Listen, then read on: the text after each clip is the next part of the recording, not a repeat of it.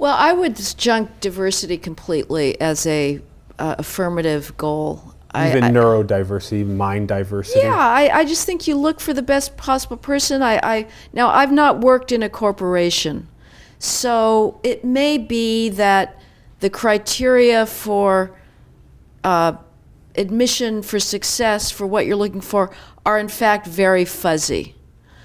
But where they're not, where you know pretty much who's a good programmer or who's good at doing spreadsheets or regression analyses, I think you look for that. It's not that complicated, and trying to seek individuals by definition are different. There's no two people who are the same. To me, every time somebody starts talking about diversity, it's code for something else. Interestingly, the first diversity officer that Apple hired got herself fired by saying at a conference in Bogota, Colombia, that you could have 24 white males in a room and they would be diverse because individuals are diverse.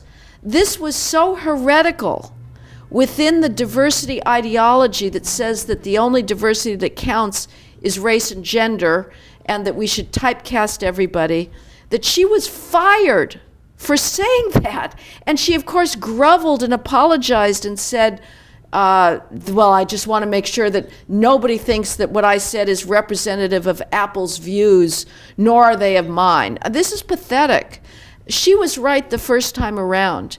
You get 24 human beings together, and whatever their color and race, they're going to be different. That same principle can be applied to 24 Asian women or to 24 black men or whatever. Yeah, they're different. Their minds I'm not going to stereotype somebody. I know liberal whites and conservative blacks. I know conservative whites and liberal blacks. I'm not going to jump to any conclusions about somebody based on their skin color, on his skin color. It's an incredibly narrowing way of viewing things. So, I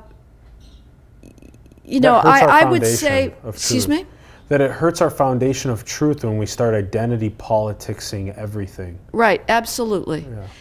And as far as their ability to find truth about human nature going forward, we have now in science, social science, this big replicability crisis that is in part due to the fact, something that Jonathan Haidt has written about, and again, I respect him and he's done very powerfully, the overwhelming ideological monolith in the social sciences that he's concerned that it produces only one way of seeing the world. Now, I don't want quotas for hiring conservatives in academics. I think that would be a disaster. I think any quota system is inevitably stigmatizing of the alleged beneficiaries. But nevertheless, the prioritization of race and gender going forward is going to lead, generally, it too is sort of a surrogate and hand in hand with political bias, and I think we should just junk all of that. And the sort of last point before we get to these final questions, I think this is a really important point.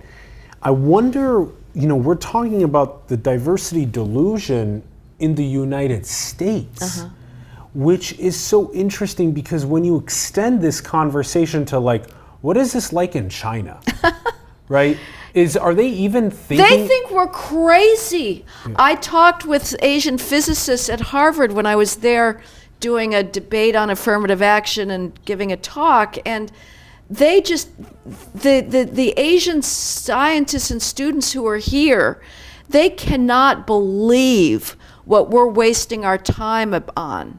China is ruthlessly meritocratic. The Asian countries all are. Ruthlessly meritocratic, yeah. A meritocracy. Right. Yeah, based on how strongly you perform in the field and not your race and gender.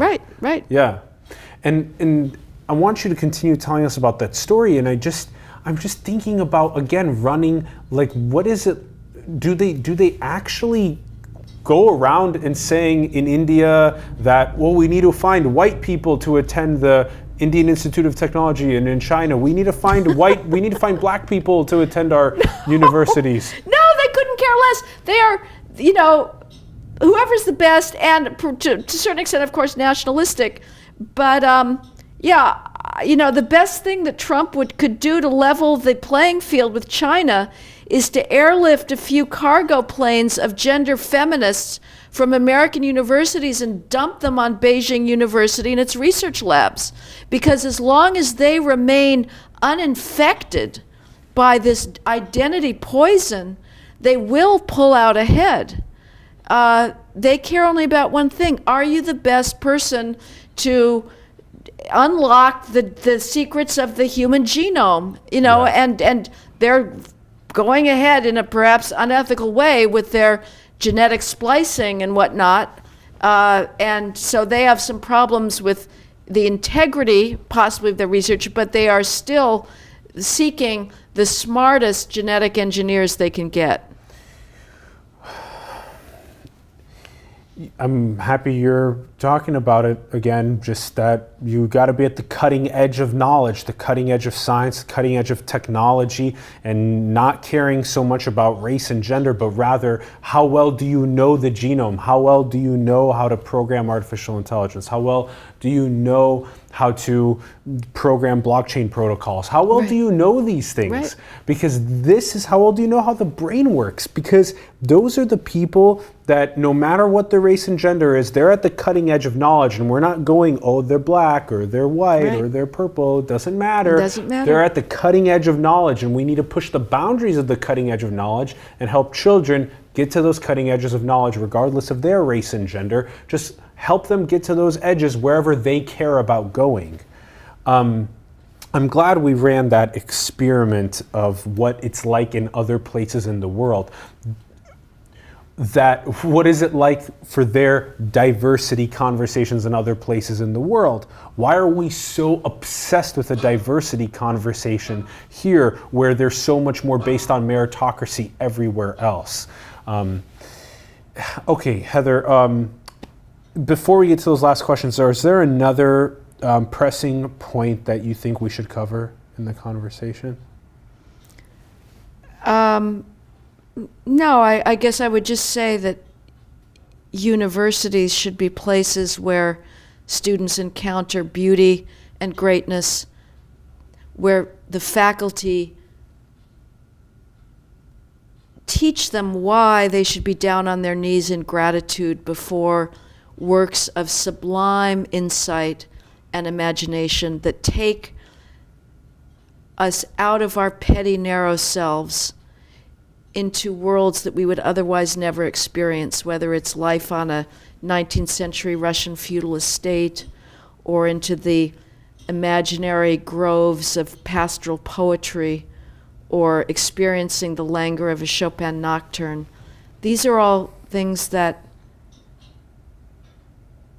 enrich us and, again, take us out of the present. Education should be about the transmission of an inheritance from one generation to the next. And all too often now it's about the transmission of ungrounded, unjustified anger, resentment, and self-pity.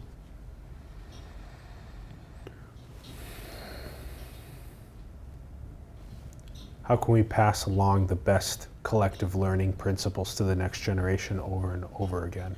Because that's how to prosper most effectively. Well, we do it by throwing aside anger, resentment, grievance, and opening ourselves to beauty. Yeah. Because it's a miracle that we're here on Earth. Mm-hmm. It's a miracle that we have all this ubiquity around us. So, yeah. Okay, the couple questions on the way out we like to ask our guests. What would you say is a core driving principle of yours? Well, meritocracy and a belief in the humanistic tradition, a sorrow and a rage that humanistic learning is being destroyed, a feeling that it's on us to keep these great books alive. If we stop reading them, they die. So just a sense of urgency about keeping the inheritance of civilization vital and available to everybody who has the privilege to absorb it. And also, I guess, a contempt for idiocy. I don't like, I just, explanations of reality that are clearly counterfactual, I have no patience for.